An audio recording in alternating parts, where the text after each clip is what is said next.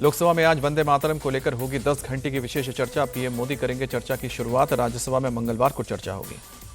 भारत के राष्ट्रीय गीत वंदे मातरम के 150 साल पूरे होने के अवसर पर संसद के शीतकालीन सत्र में इस पर होगी चर्चा। लोकसभा में 10 घंटे का समय निर्धारित। पीएम मोदी के अलावा राजनाथ सिंह और अनुराग ठाकुर भी इस चर्चा में वक्ता होंगे। साथ ही सरकार के अन्य मंत्री और बीजेपी के सांसद भी संसद में इस चर्चा में वक्ता रहेंगे। कांग्रेस के उपनेता गौरव गोगोई और सांसद प्रियंका गांधी वाड्रा आज वंदे मातरम पर चर्चा में हिस्सा लेंगे, जबकि विपक्ष के नेता राहुल गांधी अगले दिन चुनाव सुधारों पर बोलेंगे। देश में इंडिगो का संकट अब भी बरकरार। रविवार को दिल्ली और मुंबई समेत देश भर के एयरपोर्ट्स पर 650 उड़ानें रद्द हुई। इंडिगो ने हालात को धीरे धीरे पटरी पर लाने का दावा किया है। फिलहाल 1600 फ्लाइट्स का भी कर रहे हैं संचालन। इंडिगो ने यात्रियों के अब तक करीब 610 करोड़ रुपए रिफंड किए हैं। देश भर में यात्रियों को 3000 बैगेज डिलीवर किए गए हैं। इंडिगो संकट के कारण लाखों यात्री परेशान। देश भर के एयरपोर्ट्स पर अफरा तफरी का माहौल। लोग भूखे प्यासे फ्लाइट का इंतजार करते दिखे। सरकार की सख्ती के बाद इंडिगो एयरलाइंस के सुर बदले। 10 दिसंबर तक हालात सामान्य करने की उम्मीद जताई। मुंबई एयरपोर्ट पर बीती रात भी परेशान दिखे यात्री। इंडिगो की फ्लाइट में देरी या कैंसिलेशन का करना पड़ा है सामना। दिल्ली एयरपोर्ट पर भी बीती रात यात्रियों को परेशानी का सामना करना पड़ा। इंडिगो की फ्लाइट में देरी और कैंसिलेशन बनी वजह। बाबरी मस्जिद की नींव रखने के बाद विधायक हुमायूं कबीर का बड़ा ऐलान। 22 दिसंबर को नई पार्टी बनाकर ओवैसी के साथ गठबंधन करने का ऐलान किया। मुर्शिदाबाद में बाबरी मस्जिद की नींव के बाद राम मंदिर बनाने की तैयारी। मस्जिद की नींव वाली जगह से 11 किलोमीटर दूर बहरमपुर में बनेगा राम मंदिर। केंद्रीय मंत्री और बीजेपी नेता सुकांतु मजूमदार बोले, हम मुर्शिदाबाद में राम मंदिर बनाएंगे। बहुत जल्द भव्य तरीके से मंदिर का शिलान्यास भी होगा। कोलकाता के ब्रिगेड मैदान में सामूहिक गीता पाठ का आयोजन किया गया। लाखों की भीड़ पहुंची। पश्चिम बंगाल के गवर्नर और योग गुरु रामदेव सहित कई साधु संत पहुंचे।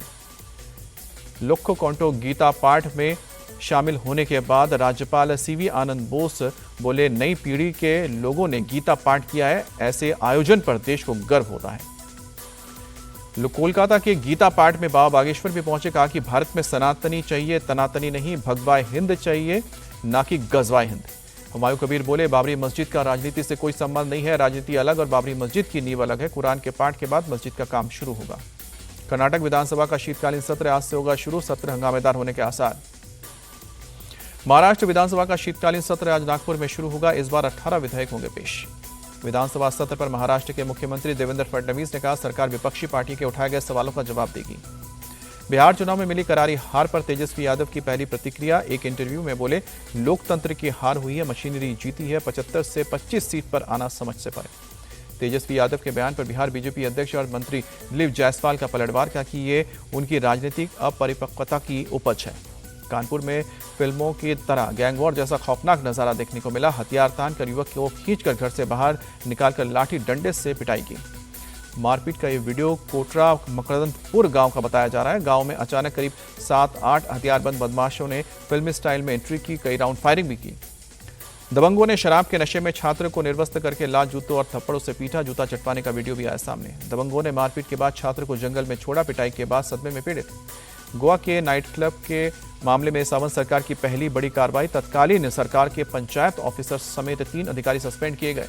नाइट क्लब के मैनेजर समेत 4 लोग गिरफ्तार किए गए। मालिक पर भी एफआईआर। शनिवार देर रात लगी आग में 25 लोगों की हुई थी मौत। गोवा नाइट क्लब को लेकर खुलासा। अवैध निर्माण की शिकायत के बाद भी संचालित किया जा रहा था नाइट क्लब।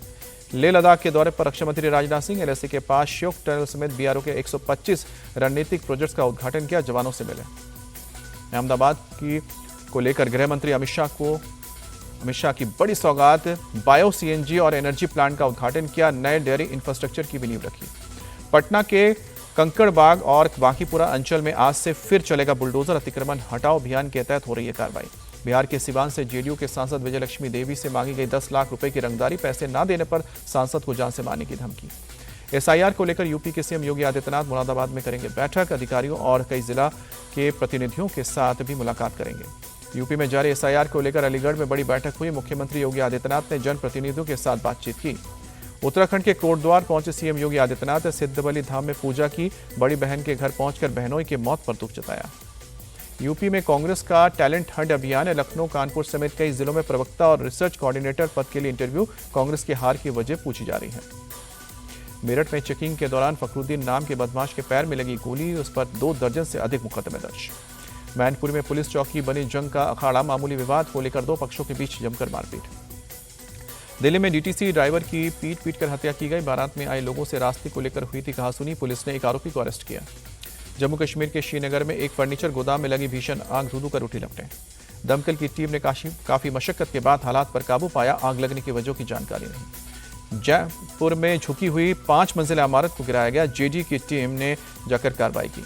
लखनऊ में देशज 2025 कार्यक्रम का आयोजन हुआ। कलाकारों ने अपनी प्रतिभा का प्रदर्शन किया। T20 सीरीज के लिए भारत और साउथ अफ्रीका की टीम भुवनेश्वर पहुंची। 9 दिसंबर को कटक के बारामती स्टेडियम में मुकाबला। भारत और साउथ अफ्रीका की टीम आज बारामती स्टेडियम में प्रैक्टिस करेगी। दोनों टीमों के बीच खेली जानी है 5 मैचों की T20 series. TV actor Gaurav Khanna ने जीता रियलिटी शो बिग बॉस 19 का ग्रैंड फिनाले। फरहाना रही रनर अप।